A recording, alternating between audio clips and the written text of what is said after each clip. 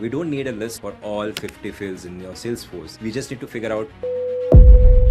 So the moment something is even slightly off underneath, you will see things like two reports showing different numbers, different data, the same account showing up in multiple segments, someone asking why is this deal in the list, and that's when why is it that the lists are the first things to fail? what's actually happening is simpler. Any report, any list which is built on this MQL, you will start seeing the issues. Lists are not matching, reports are not lining up, forecasts are deviating depending on who pulled the numbers. What is it that they're actually missing over here? What I would recommend is if Salesforce lists don't match, it's usually not because of the data. It's because until that's clear, no amount of cleanup is going to fix the output. All these things on the surface, right? Without fixing what's actually underneath all of this. If your Salesforce lists don't match, your revenue decisions are not going to match either. So if sales, marketing, and finance are all pulling different numbers from the same Salesforce, then this video is for you. Hi, I'm Risha Bharatan and I lead the videos here at Mavlers. And today, once again, I'm joined by Chintan Doshi. He's our head of email and CRM, and you've seen him in a lot of our previous videos again. Let's get straight into it. When Salesforce starts to feel unreliable, why is it that the lists are the first things to fail? Hi Risha, thanks for having me. To answer your question, we have to remember that in any CRM, if there is some kind of confusion in your list, that's actually the first place the problem shows up. Not because list is the problem, but because lists are what people actually use day to day to manage their activities. Think about it, your marketing team is using list on day-to-day basis to decide and segment whom to email and whom to not. Sales is using list to decide whom to reach out for follow-up, for sales conversion and revenue generation, and leadership is using list to look at the pipeline and forecast. So the moment something is even slightly off underneath, you will see things like two reports showing different numbers, different data, the same account showing up in multiple segments, or someone asking why is this deal in the list. And at first it feels small. You just assume that it may be a filter issue, it may be something related to syncing issue, but it keeps happening, and that's when team member starts losing that trust in the data. For example, let's talk about the definition of active customer. Now, if you have to ask different teams, active customer definition would vary across the department and across the people. For example, let's say marketing. Marketing would say active means they have recently engaged with us, be it on email, SMS, or any messaging channel.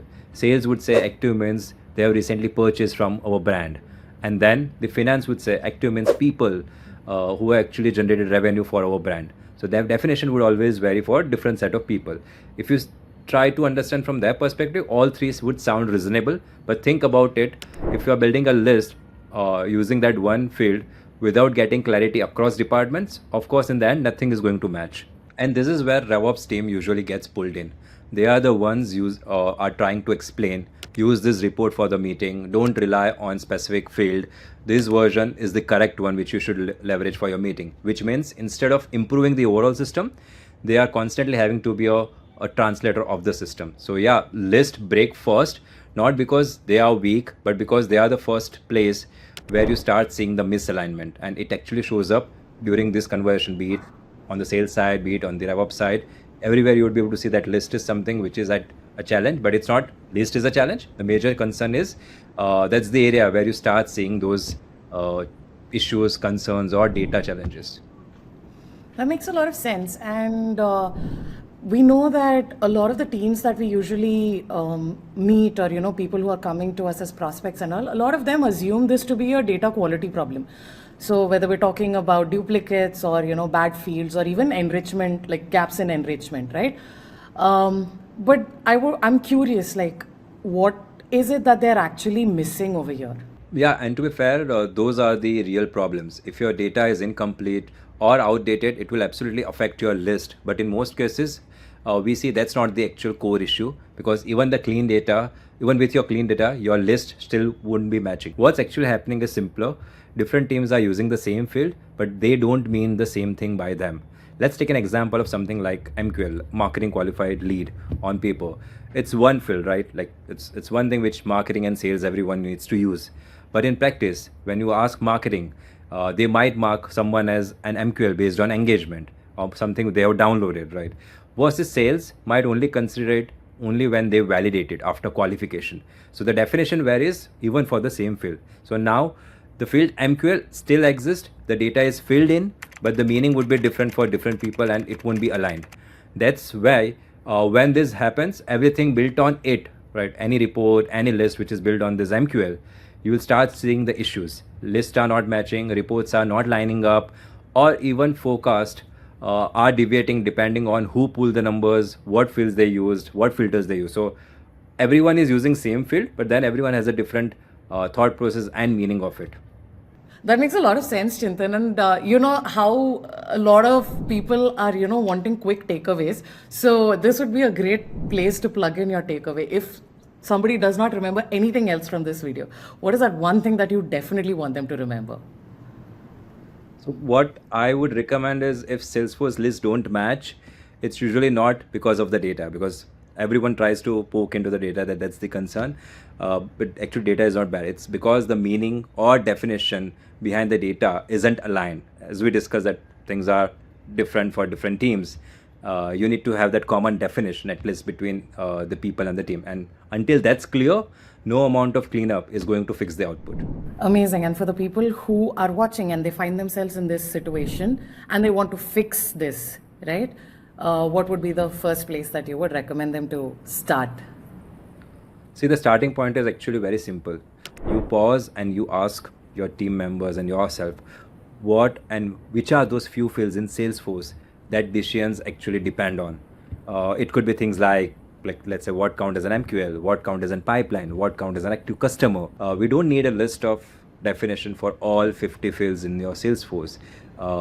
We just need to figure out which are those top fields which you are using regularly between marketing, sales, and revenue department, and have that common alignment. But we need to decide on the definitions of the ones that show up in our meetings. It could be forecast, it could be dashboards, the things that matter to us as a company. Because once those are clear, then RevOps team will actually log this into the system. They can decide how fields are defined, how stages are going to be moved, how reports are built. That way, the core problem of who is pulling in the data is resolved. Plus, it also helps when you are scaling your ops. During the growth stage, you won't have to discuss or debate about the numbers in meeting. You will actually start moving forward and take faster decisions, which is ultimately going to help both sales and marketing team. And that makes a lot of sense, Chintan. And I think that it is exactly where a lot of teams also get stuck. Unknowingly, they get stuck fixing all these things on the surface, right? Without fixing what's actually underneath all of this. So now, for all of you who are watching, if this is you, in the next video, we're going to be diving deeper into how we can fix this for good. Chintan is going to address how to actually define these fields in a way that works across your teams, how you can enforce that inside your Salesforce without slowing people down, and how you can make sure that this doesn't keep breaking as you grow and scale your organization. So if this is something that you are dealing with, make sure that you check out the next video. You will be seeing the link on your screen, and we are also going to be linking it in the description any which ways. We'll see you in the next one.